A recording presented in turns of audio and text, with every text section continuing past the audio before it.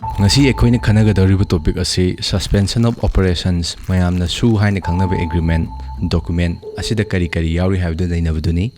masi kamaina sign tawnakhibano haibagi akupa marol dudi ngasi gi video asida nainazararoi kona matang chabada kuki lalolup sing kamaina Manipur da leirakhi haibagi tonganba video ama semjaragani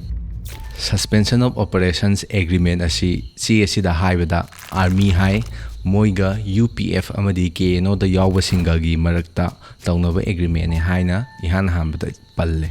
chatnaba hawasi August ki tang ama 2005 tagi chatnaba hawi hai aduga amuk August ki tang 12 2008 ta yanaba asi amuk Manipur sarkar yawsillaga India sarkar amadi Kuki National Organization KNO sigi marakta lainaba ayaba amani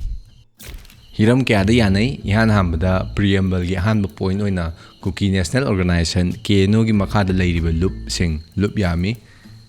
ming oina Kuki National Front Military Council KNF MC Kuki National Front Zongam KNF Z United Socialist Revolutionary Army USRA United Minority Liberation Army All Kuki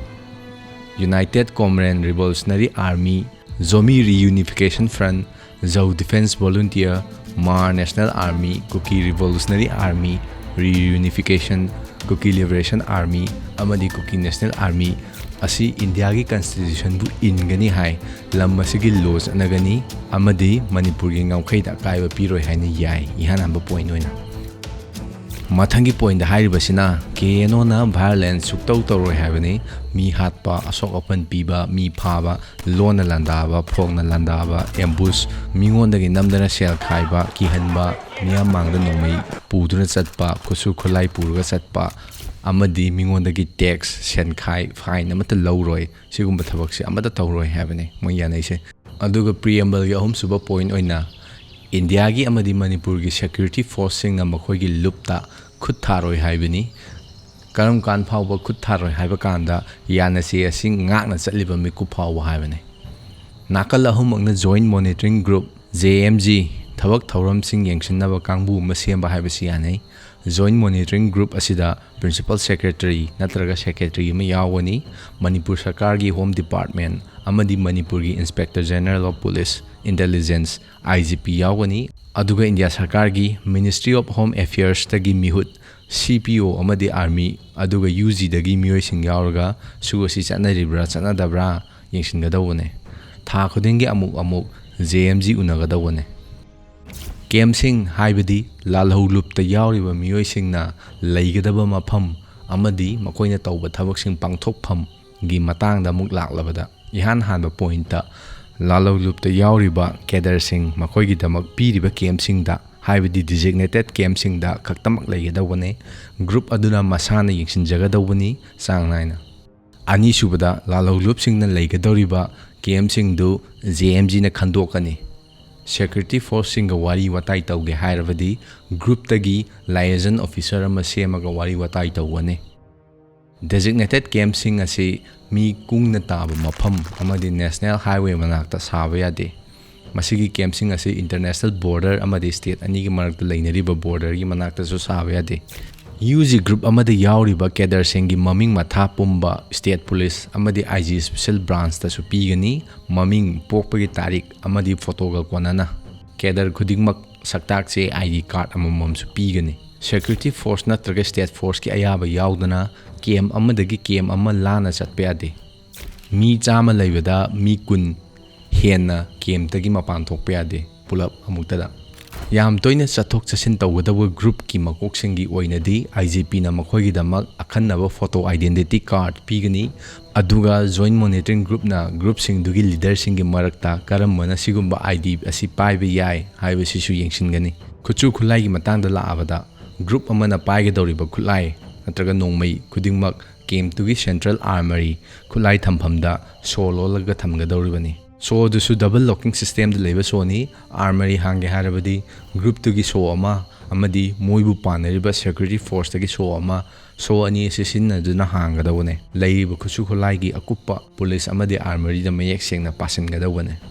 su chatnaringai da Cadre singna chatnagadawba singi maramda amuk laabada Cadre singna masagi oiba nongmai natraga group tugi oiba ahenba nongmai khulai lepsin bayadi ꯍꯥꯟꯅ ꯌꯥꯎꯈꯤꯕ cadre ꯅꯠꯇꯅ ꯑꯅꯧꯕ cadre ꯃꯤꯡ ꯆꯟꯁꯤꯟꯕ ꯌꯥꯗꯦ, ꯑꯅꯧꯕ ꯂꯨꯞ ꯁꯦꯝꯕ ꯌꯥꯗꯦ, ꯑꯅꯧꯕ ꯃꯁꯥꯒꯤ ꯑꯣꯏꯕ ꯂꯩꯉꯥꯛ ꯁꯦꯝꯕ ꯌꯥꯗꯦ, ꯒ꯭ꯔꯨꯞ ꯑꯗꯨꯅ ꯃꯈꯜ ꯑꯃꯠꯇꯒꯤ ꯑꯣꯄꯔꯦꯁꯟ ꯆꯠꯊꯕ ꯌꯥꯗꯦ꯫ ꯑꯩꯈꯣꯏꯅ ꯑꯣꯄꯔꯦꯁꯟ ꯍꯥꯏꯔꯤꯕꯁꯤꯗ ꯌꯥꯎꯔꯤꯕꯁꯤ ꯂꯣꯟꯅ ꯂꯥꯟꯗꯥꯕ, ꯐꯣꯡꯅ ꯂꯥꯟꯗꯥꯕ, ꯁ꯭ꯅꯥꯏꯄꯤꯡ ꯇꯧꯕ, ꯑꯦꯇꯦꯛ ꯇꯧꯕ, ꯁꯦꯀ꯭ꯌꯨꯔꯤꯇꯤ ꯐꯣꯔꯁꯀꯤ ꯃꯥꯏꯀꯩꯗ ꯑꯣꯏꯒꯦꯔꯥ, ꯃꯤ ꯑꯃꯒꯤ ꯃꯥꯏꯀꯩꯗ ꯑꯣꯏꯒꯦꯔꯥ ꯑꯃꯠꯇ ꯌꯥꯗꯦ꯫ ꯒ꯭ꯔꯨꯞ ꯑꯃꯠꯇꯅ ꯅꯤꯡꯁꯤꯡ ꯈꯨꯕꯝ ꯁꯥꯕ ꯌꯥꯗꯦ, ꯃꯦꯃꯣꯔꯤꯌꯦꯜ ꯁꯥꯕ ꯑꯃꯕꯨ ꯌꯥꯗꯦ ꯍꯥꯏꯕ꯫ ꯐꯤꯔꯥꯜ ꯆꯤꯡꯈꯠꯄ ꯌꯥꯗꯦ, ꯅꯣꯡꯃꯩ ꯄꯥꯏꯔꯒ ꯄꯦꯔꯦꯗ ꯆꯠꯄ ꯌꯥꯗꯦ, ꯀꯦꯝ ꯃꯅꯨꯡꯗ ꯈꯛꯇ ꯔꯥꯏꯖꯤꯡ ꯗꯦ ꯅꯨꯃꯤꯠꯇ ꯈꯛꯇ ꯔꯥꯏꯖꯤꯡ ꯗꯦ ꯄꯥꯡꯊꯣꯛꯄ ꯌꯥꯏ꯫ ꯂꯝꯕꯤ ꯊꯣꯡꯗ ꯕ꯭ꯂꯣꯀꯦꯠ ꯇꯧꯕ ꯌꯥꯗꯦ, ꯏ ꯄꯥꯎ ꯐꯥꯎꯅꯕꯒꯤ ꯂꯝꯕꯤꯗ ꯑꯊꯤꯡꯕ ꯄꯤꯕ ꯌꯥꯗꯦ, ꯂꯩꯉꯥꯛꯀꯤ ꯃꯊꯧ ꯇꯧꯕꯗ ꯃꯈꯜ ꯑꯃꯠꯇꯒꯤ ꯑꯊꯤꯡꯕ ꯄꯤꯕ ꯌꯥꯗꯦ, ꯑꯗꯨꯒ ꯆꯥꯎꯈꯠ ꯊꯧꯔꯥꯡꯒꯤ ꯊꯕꯛ, ꯂꯂꯣꯟ ꯏꯇꯤꯛ ꯑꯃꯗꯤ ꯁꯦꯟ ꯊꯨꯝꯒꯤ ꯊꯕꯛꯁꯤꯡꯗ ꯑꯀꯥꯏꯕ ꯄꯤꯕ ꯑꯃꯠꯇ ꯌꯥꯗꯦ꯫ ꯌꯨꯅꯤꯐꯣꯔꯝ ꯁꯦꯠꯂꯒ ꯃꯤꯌꯥꯝ ꯃꯔꯛꯇ ꯆꯠꯄ ꯌꯥꯗꯦ, ꯅꯣꯡꯃꯩ ꯄꯥꯏꯒꯦꯔꯥ ꯄꯥꯏꯔꯣꯏꯒꯦꯔꯥ,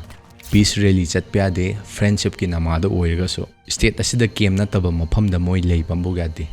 ꯑꯇꯣꯞꯄ ꯂꯥꯜꯂꯛ ꯂꯨꯞ ꯑꯃꯠꯇꯒ ꯃꯔꯤ ꯂꯩꯅꯕ ꯁꯝꯅꯕ ꯌꯥꯗꯦ, ꯑꯅꯧꯕ ꯒ꯭ꯔꯨꯞꯇꯨꯒꯤ ꯃꯆꯦꯠ ꯈꯥꯏꯕꯁꯨ ꯌꯥꯗꯦ, ꯑꯅꯧꯕ ꯒ꯭ꯔꯨꯞ ꯁꯦꯝꯕꯁꯨ ꯌꯥꯗꯦ꯫ ꯃꯁꯤ ꯁꯦꯝꯕ ꯇꯥꯔꯒꯗꯤ ꯁꯦꯀ꯭ꯌꯨꯔꯤꯇꯤ ꯐꯣꯔꯁꯁꯤꯡꯅ ꯆꯥꯅꯕ ꯊꯕꯛ ꯄꯥꯏꯈꯠꯄ ꯌꯥꯏ꯫ ꯁꯨꯒꯤ ꯔꯨꯜ ꯃꯌꯥꯝꯁꯤ ꯍꯟꯖꯤꯟ ꯍꯟꯖꯤꯟ ꯊꯨꯒꯥꯏꯔꯛꯄ ꯇꯥꯔꯒꯗꯤ ꯖꯣꯏꯟꯠ ꯃꯣꯅꯤꯇꯔꯤꯡ ꯒ꯭ꯔꯨꯞꯀꯤ ꯋꯥꯔꯦꯞ ꯃꯈꯥꯗ ꯁ꯭ꯇꯦꯠ ꯂꯩꯉꯥꯛꯅ ꯌꯥꯅꯔꯤꯕ ꯁꯨ ꯑꯦꯒ꯭ꯔꯤꯃꯦꯟ ꯑꯁꯤ ꯀꯛꯊꯠꯄ, ꯆꯠꯅꯍꯟꯗꯕ ꯉꯝꯃꯤ, ꯄꯥꯡꯒꯜ ꯂꯩ, ꯑꯗꯨꯒ ꯁꯨ ꯊꯨꯒꯥꯏꯔꯤꯕ ꯀꯥꯡꯕꯨꯒꯤ ꯃꯥꯌꯣꯛꯇ ꯆꯥꯅꯕ ꯊꯕꯛ ꯂꯧꯈꯠꯄꯁꯨ ꯑꯌꯥꯕ ꯄꯤꯔꯤ꯫ ꯀꯦꯗꯔꯁꯤꯡ ꯌꯦꯡꯁꯤꯟꯅꯕ ꯑꯃꯗꯤ ꯉꯥꯛ ꯁꯦꯟꯅꯕꯒꯤꯗꯃꯛ ꯁꯔꯀꯥꯔꯅ ꯄꯩꯁꯥ ꯊꯥꯗꯒꯅꯤ꯫ ꯃꯗꯨꯒꯤ ꯃꯊꯛꯇ ꯁꯔꯀꯥꯔꯅ ꯄꯨꯊꯣꯛꯇꯨꯅ ꯇ꯭ꯔꯦꯅꯤꯡꯁꯤꯡ ꯌꯥꯎꯍꯟꯅꯕ ꯁꯤꯟꯒꯅꯤ꯫ ꯁꯔꯀꯥꯔꯅ ꯁꯦꯜ ꯄꯤꯔꯕꯅꯤꯅ ꯒ꯭ꯔꯨꯞ ꯑꯃꯠꯇꯅ ꯑꯇꯣꯞꯄ ꯃꯐꯝꯗꯒꯤ ꯃꯈꯜ ꯑꯃꯠꯇꯒꯤ ꯗꯣꯅꯦꯁꯟ ꯂꯧꯕ ꯌꯥꯗꯦ, ꯁꯦꯜ ꯑꯣꯏꯒꯦꯔꯥ ꯑꯇꯣꯞꯄ ꯑꯣꯏꯒꯦꯔꯥ꯫ ꯁꯨ ꯍꯥꯏꯔꯤꯕꯁꯤ ꯆꯍꯤ ꯑꯃꯈꯛꯇ ꯆꯠꯅꯒꯗꯧꯕꯅꯤ, ꯅꯥꯀꯜ ꯈꯨꯗꯤꯡꯃꯛꯅ ꯌꯥꯅꯕꯒꯤ ꯃꯇꯨꯡ ꯏꯟꯅ ꯃꯈꯥ ꯇꯥꯅ ꯁꯥꯡꯗꯣꯛꯄꯒꯤ ꯂꯝꯕꯤ ꯄꯤꯔꯤ꯫ ꯑꯔꯣꯏꯕꯗ ꯒ꯭ꯔꯥꯎꯟ ꯔꯨꯜ ꯃꯌꯥꯝ ꯑꯁꯤ ꯆꯠꯅꯍꯟꯕꯒꯤ ꯃꯊꯧꯃꯜ ꯑꯁꯤ ꯁ꯭ꯇꯦꯠ ꯂꯩꯉꯥꯛꯅ ꯄꯨꯒꯗꯧꯕꯅꯤ ꯍꯥꯏꯅ ꯑꯔꯣꯏꯕꯗ ꯏꯔꯤ꯫ ꯁ꯭ꯇꯦꯠ ꯂꯩꯉꯥꯛꯅ CPO, ꯑꯁꯥꯝ ꯔꯥꯏꯐꯜꯁ ꯑꯃꯗꯤ ꯑꯥꯔꯃꯤꯒꯤ ꯃꯇꯦꯡ ꯂꯧꯕ ꯌꯥꯏ꯫ ꯁꯨꯒꯤ ꯀꯦꯝꯞꯁꯤꯡ ꯑꯃꯗꯤ ꯃꯗꯨꯗ ꯂꯩꯕ ꯀꯦꯗꯔꯁꯤꯡꯒꯤ ꯃꯇꯥꯡꯗ ꯑꯃꯨꯛ ꯂꯥꯛꯑꯕꯗ KNO ꯒ꯭ꯔꯨꯞ ꯑꯁꯤ ꯃꯐꯝ 3ꯇ ꯀꯦꯝꯞ ꯄꯤ꯫ ꯆꯨꯔꯥꯆꯥꯟꯄꯨꯔꯗ ꯃꯣꯔꯕꯨꯡ ꯀꯦꯝꯞ, ꯁꯥꯂꯦꯝꯗ ꯂꯩꯕ ꯀꯦꯗꯔ ꯃꯁꯤꯡ 154, ꯐꯥꯏꯁꯠ ꯀꯦꯝꯞ, ꯒꯤꯜꯒꯥꯜꯗ ꯂꯩꯕ ꯀꯦꯗꯔ ꯃꯁꯤꯡ 120,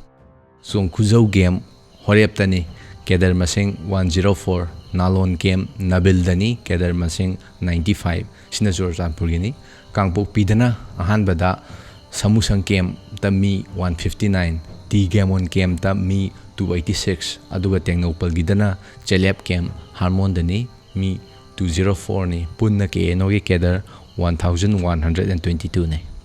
UPFꯀꯤꯅ ꯑꯃꯨꯛ ꯐꯦꯔꯖ꯭ꯋꯥꯜꯗ ꯑꯟꯈꯥꯁꯥꯎ ꯀꯦꯝꯞꯇ ꯃꯤ 124, ꯐꯥꯏꯕꯥꯇꯥꯡ ꯀꯦꯝꯞꯇ ꯃꯤ 199, ꯃꯥꯎꯟꯠ ꯁꯤꯅꯥꯏ ꯀꯦꯝꯞꯇ ꯃꯤ 118,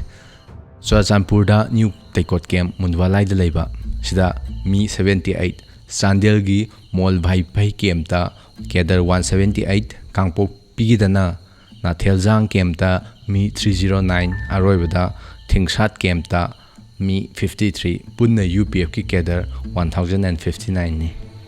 ꯆꯨꯔꯥꯆꯥꯟꯄꯨꯔ ꯗꯤꯁꯇ꯭ꯔꯤꯛꯇ ꯀꯦꯝꯞ 5 ꯂꯩ, ꯀꯦꯗꯔ 551, KNOꯒꯤ 473 ꯑꯃꯗꯤ UPFꯀꯤ 78꯫ ꯀꯥꯡꯄꯣꯛꯄꯤ ꯗꯤꯁꯇ꯭ꯔꯤꯛꯇ ꯀꯦꯝꯞ 4ꯅꯤ, ꯀꯦꯗꯔ 807 ꯂꯩ, ꯆꯥꯟꯗꯦꯜꯗ ꯀꯦꯝꯞ 1, ꯀꯦꯗꯔ 178, ꯑꯗꯨꯒ ꯇꯦꯡꯅꯧꯄꯜꯗ ꯀꯦꯝꯞ 1, ꯀꯦꯗꯔ 204, ꯑꯗꯨꯒ ꯐꯦꯔꯖ꯭ꯋꯥꯜꯗ ꯀꯦꯝꯞ 3, ꯃꯤ 427꯫ ꯁꯨꯗ ꯑꯄꯨꯟꯕ ꯀꯨꯀꯤ ꯂꯥꯜꯍꯧꯂꯨꯞ 2181 ꯂꯩ꯫ ꯕꯤꯁꯅꯨꯄꯨꯔꯒꯤ ꯆꯣꯊꯦ ꯀꯦꯝꯞꯇꯒꯤ ꯃꯤ 14ꯗꯨ ꯄꯥꯁꯤꯜꯂꯒ ꯄꯨꯟꯅ ꯀꯨꯀꯤ ꯂꯥꯜꯍꯧꯕ 2181ꯅꯤ꯫ ꯂꯣꯏꯔꯦ꯫